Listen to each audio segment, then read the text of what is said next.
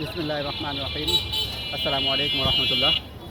আপনাদেরকে আজকে পরিচয় করিয়ে দিব আমার জীবনের সর্বপ্রথম যে মাদ্রাসায় আমি কওমি মাদ্রাসায় অধ্যয়ন করেছি। আমার জীবনের সর্বপ্রথম যে মাদ্রাসা মিরপুর 13 দারুল উলুম মাদ্রাসা, এই মাদ্রাসায় আমি সর্বপ্রথম ভর্তি হই। বেশি দিন আর পড়ার সৌভাগ্য হয় নাই। এখান থেকে আমি পরিবর্তিত হয়ে আমি চলে যাই হচ্ছে মোহাম্মদপুর। তো ওখানে আমার দীর্ঘদিন পড়াশোনা করা হয়। আর এটা ছিল আমার প্রথমবার মাদ্রাসায় ভর্তি হওয়ার যে মাদ্রাসাটা, প্রথমবার আমি এই মাদ্রাসায় ভর্তি হই। ওই মাদ্রাসায় আপনাদেরকে আমি দেখাবো। আজকে আমি কাজের সুবাদে আমি এখানে এসেছি, তো হচ্ছে আপনাদের সাথে শেয়ার করতেছি। আপনারা দেখেন, মাদ্রাসা এরকম ছিল না। বোধ কেমন হয়েছে কী হয়েছে আমি নিজেও জানি না। অনেক বছর পরে আসছি, 2009-10 বোধ হয়, আর এখন হচ্ছে 2025। প্রায় অনেক পার্থক্য, এর মধ্যে কী হয়ে গেছে জানি না। আমিও দেখতে থাকি, আপনারাও দেখতে থাকেন কি পরিবর্তন হয়েছে আর কি হয় নাই। আমি বলতে থাকবো, আমি যা যা আমি থাকা অবস্থায় যা যা হয়েছে তা আমি হচ্ছে আপনাদেরকে শেয়ার করব। তো আপনারা বুঝতে পারবেন যে কি পরিবর্তন হয়েছে।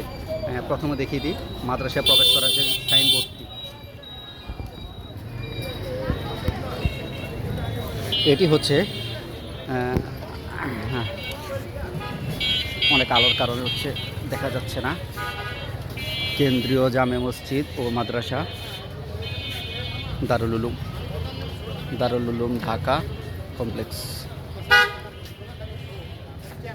এটি হচ্ছে আমার জীবনের সর্বপ্রথম মাদ্রাসা। আমি এই মাদ্রাসায় ভর্তি হই। আর এই পাশে যে দেখতে পাচ্ছেন মুদি দোকান, এখানে ছিল মক্তব নাজারা বিভাগ ছিল। এখানে হচ্ছে মক্তব নাজারা বিভাগ ছিল। এখানেই এই পাশটা তো কি হয়ে গেল, এটা মসজিদ আগে থেকে ছিল। এখানে একটা ফুল গাছ ছিল ঠিক এইখানটাতে। এই যে এই মসজিদের কোণা দিয়ে কোন জায়গা দিয়ে জানি ছিল, এখানে একটা ফুল গাছ ছিল অনেক সুন্দর। আর আমি হচ্ছে এই যে সিঁড়িগুলো দেখতে পাচ্ছেন, যখন খাবারের টাইম হইতো, ঘুমানোর টাইম হইতো, গোসলের টাইম হইতো, তখন একাকিত্বে ফিল করতাম। যার কারণে হচ্ছে আমি একাকিত্বে এখানে গিয়ে এই ছাদে যে মেম্বারে ওঠা যে সিঁড়িটা, ওই সিঁড়িতে গিয়ে একা কান্নাকাটি করতাম, শুধু কাঁদতাম। আমার প্রথম 2 বছর এমন কোনো দিন নেই যে আমি কান্নাকাটি করি নাই। আমি সবসময় কান্নাকাটি করতাম। এই মাদ্রাসার এই দোতলায় ছিল হচ্ছে হেফজু বিভাগ। আমার চাচা পড়তো, রাসেল চাচা, ওনার মাধ্যমে আমি মাদ্রাসায় ভর্তি হই। খুব দুর্গন্ধ আসতেছে এখানে। আর এখানে ছিল মাদ্রাসা, বাকি কিতাবখানা আর কি। এটা অনেক এরকম গেট ছিল না, এখানে গেট ছিল না। আর এদিকে বাজার ছিল, এদিকে বাজার এরকম ছিল না, অন্যরকম ছিল আর কি বাজারটা। মাদ্রাসায় বোধহয় প্রবেশ করা যাবে না। এই যে দেখতে পাচ্ছেন দারুল উলুম ঢাকা। আপনারা দেখতে পাচ্ছেন বাচ্চারা খেলাধুলা করছে। আর এগুলো ছিল না, এগুলো তখন আমি যখন মাদ্রাসা ত্যাগ করে চলে যাই, তখন এই মাদ্রাসার কাজ চলমান ছিল। এই মসজিদের এখানে ছিল। আর এই জায়গায় একটা জায়গা ছিল, এখানে একটা মাঠ ছিল, ছোট্ট একটা মাঠ ছিল। আর ওখানে বেশিরভাগ আমরা খেলাধুলা করতাম। ওই জায়গাটাই আমরা বেশিরভাগ খেলাধুলা করতাম। এইটা মসজিদের সামনে বারান্দা ছিল, ওই বারান্দার মধ্যে আমরা খেলাধুলা করতাম। আমার ঠিক মনে পড়তেছে না কেমন ছিল ওই জায়গাটা, বাট এই জায়গায় কিউটের ডিব্বা।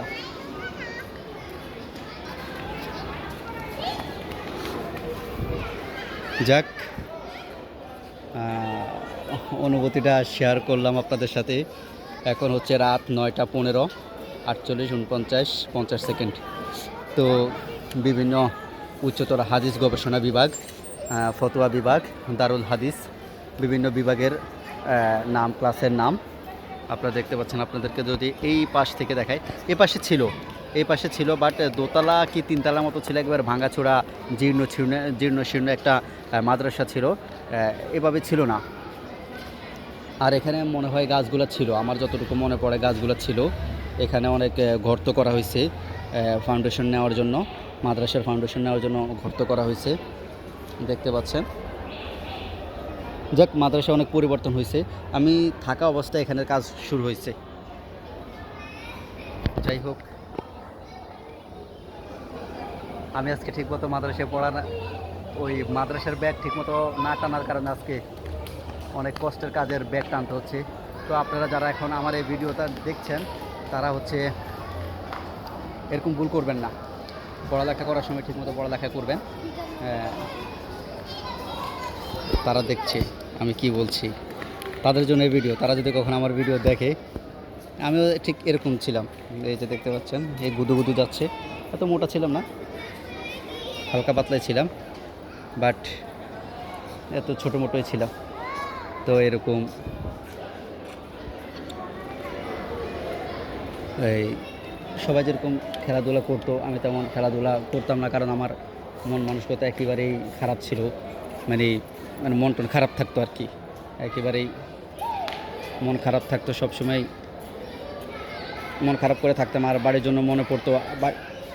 বাড়িতে এই জায়গায় অনেক পোলাপাইন দেখতাম, বাট কাউকে নিজের আপন করে নিতে পারি নাই। আর হচ্ছে পরবর্তীতে নিতে পারছি, প্রথম নিতে পারি না। বাড়ির মানুষ যেরকম চেনা জানা ছিল, এরকম এই জায়গায় চেনা জানা ছিল না। ওই জায়গায় বোধহয় কোনো বিভাগ আছে, উপরে দেখতে পাচ্ছেন ফ্যান চলতেছে, কোনো ক্লাস আছে ওখানেও। এখানে বোধহয় শুধু কিতাব বিভাগ বোধহয়। যাই হোক, এখন রাতের বেলা আরও অন্য একদিন এসেই আপনাদের সাথে শেয়ার করব। আজকে এই পর্যন্তই, দেখি বাসায় আবার ব্যাক করতে হবে। তো সকলে ভালো থাকবেন।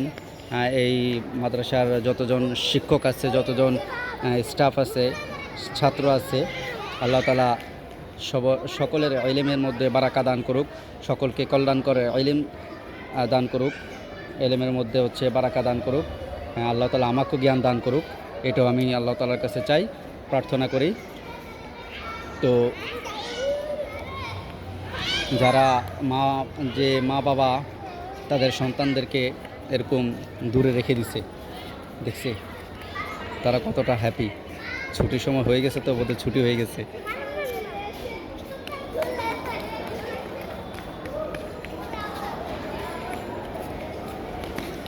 তো হচ্ছে তারা এই যে সন্তানরা এখন মায়ের কোলে ঘুমানোর কথা, মায়ের কোলে থাকার কথা, এরা এখন মাদ্রাসায় দিয়ে দিচ্ছে। হয়তো বা কয়েকজনের অল্প অল্প কয়েকজনের হচ্ছে মা বাবা এসে নিয়ে যায়, দিয়ে যায়, যারা আশেপাশে থাকে, যারা গ্রামগঞ্জে থাকে। আমার মতো, আমরা মা বাবা গ্রামের ছিল, আমাকে শুধু এখানে দিয়ে দিছে।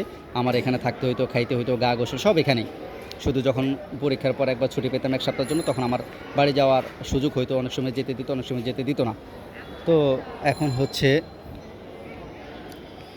হচ্ছে যারা এরকম সন্তানের মায়া ত্যাগ করে, এই এত ত্যাগ করতেছে, সন্তানরাও মা বাবা রেখে এখানে পড়ালেখার সুবাদে আছে, আল্লাহ তাআলা তাদেরকে এক একজন দিনের দায়ী হিসেবে কবুল করুক, এক একজন দিনের দায়ী বানিয়ে দেখ, এটা দোয়া করি। আমি হতে পারলাম না তো কি হলো, ইনশাল্লাহ তারা হোক, তাদের জন্য দোয়া রইল, শুভকামনা রইল। তো সবাই আমার জন্য দোয়া করবেন, আল্লাহ যাতে আমার একটা উত্তম ব্যবসার ব্যবস্থা করে দেয়। সবাই আমার জন্য দোয়া করবেন। আল্লাহ হাফেজ। আসসালামু আলাইকুম ওয়া রাহমাতুল্লাহ।